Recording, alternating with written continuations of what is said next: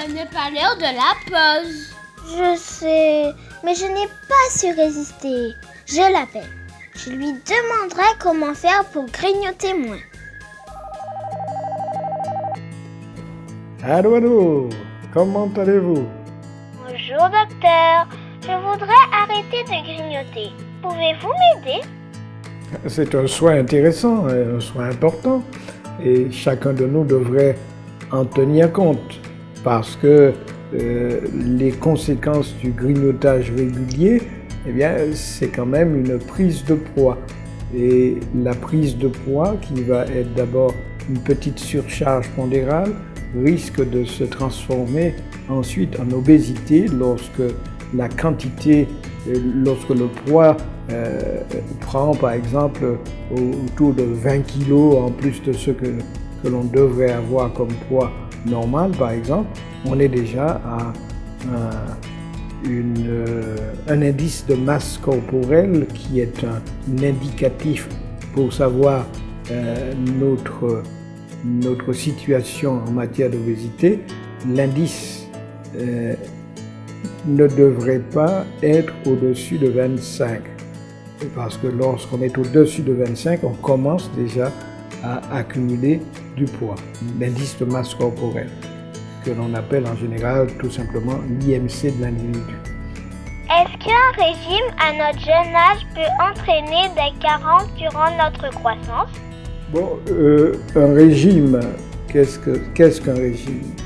Parce que pour pouvoir rester avec un poids convenable, il faudrait avoir un style de vie, une hygiène de vie adaptée, pas simplement de temps en temps faire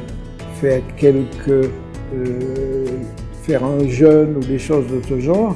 Il faut que ce soit une conduite régulière où l'on a par exemple un bon petit déjeuner, et lorsque le bon petit déjeuner est pris le matin, eh bien on va éviter d'avoir ces petites fringales qui vous pousseraient à faire du grignotage.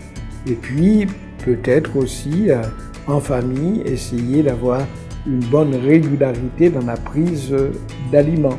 Il y a aussi certains aliments qu'il ne faudrait pas consommer en trop grande quantité, pas trop de sucre, pas trop de graisse, pas trop de sel.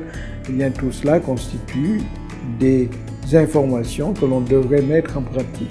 On sait par exemple qu'il y a aussi des jeunes et des personnes plus âgées qui consomment énormément de jus.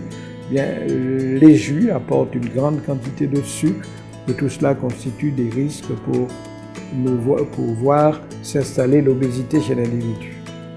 Les opérations peuvent aider à diminuer le poids des personnes en surpoids, n'est-ce pas, docteur? Chers enfants, je ne souhaite pas du tout que vous pensiez déjà avec des opérations. Il y a d'abord des opérations à faire au niveau de son cerveau. De son cerveau, quant à savoir ce que l'on mange, ce que l'on boit, quelles habitudes on a en particulier, est-ce que l'on fait de l'exercice physique. Et les opérations sont vraiment réservées aux cas impossibles. Après qu'il y ait différents médecins qui aient vu ces personnes, dont un psychiatre, pour savoir s'il faut soumettre ces personnes à une intervention chirurgicale qui ferait qu'on arrive à réduire la consommation d'aliments et de ce fait arriver à éliminer l'obésité. On ne va pas simplement faire cela lorsqu'il y a un surpoids. Il faut qu'on soit passé déjà à l'étape de l'obésité et ces opérations ne sont pas non plus anodines. C'est pour cela qu'il faut les réserver vraiment aux cas impossibles, ce que l'on appelle l'obésité morbide. Merci pour toutes ces informations. Ces informations sont importantes parce que dès le très jeune âge, il est important que l'on s'approprie ces informations qui nous permettront de connaître que des pathologies comme le diabète, l'hypertension artérielle et les cancers sont aussi dépendants de l'obésité. Alors, faites de telle sorte que vos assiettes soient équilibré et que vous sachiez faire ce que l'on appelle le hara hachibu.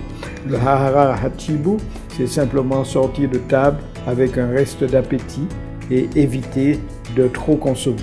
Voilà, chers enfants, ces quelques informations qui pourraient nous être utiles.